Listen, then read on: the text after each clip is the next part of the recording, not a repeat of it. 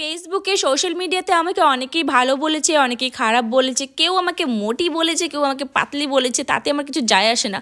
রূপ দেখানোর জন্যই আমি কখনো সোশ্যাল মিডিয়াতে ফেসবুকে কাজ করিনি। কন্টেন্টের উপর জোর দিয়েছিলাম, নিজের ভিডিও কতটা ভালো করতে পারি, কতটা হার্ডওয়ার্ক করতে পারি সেটা আমি একমাত্র জানি আমি কি করেছি।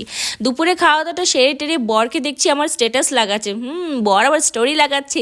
খুশি হবে না বর বলে কথা? আমার বর সবসময় অন ক্যামেরা আসে না, কিন্তু বউয়ের জন্য তো খুশি হবেই। হ্যাঁ, কিন্তু এই সেই মানুষটা যে আমাকে অনেকটাই সাপোর্ট করেছে। হ্যাঁ, আমি সবসময় বলেছিলাম তুমি আমার পাশে থাকো, আমি সবটাই করে দেখাবো একদিন। যাই হোক, অতটাও করতে পারিনি, কিন্তু যতটুকু করছি সবটাই তোমাদের জন্য আর আমার বাড়ি ফ্যামিলির জন্য।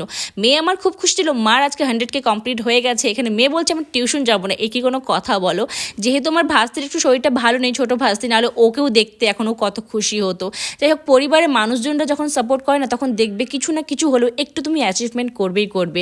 ফ্যামিলি সাপোর্টটা খুব মোস্ট ইম্পর্টেন্ট। এটা ফ্যামিলি সাপোর্ট না থাকলে কিছু হয় না। সবাই আমাকে এখানে হাত মিলিয়ে বলছে কংগ্রাচুলেশনস, এবার তো পার্টি চাই। আরে বাবা, পার্টিটা কী হবে সেটা তো আমি জানি না, এটা বড় কথা না, কিন্তু পরিবারের মানুষজনদেরকে খুশি দেখলে পরে অনেকটাই ভালো লাগে। আর সবটাই তোমাদের জন্য। সবাইকে অনেক অনেক অনেক থ্যাংক ইউ।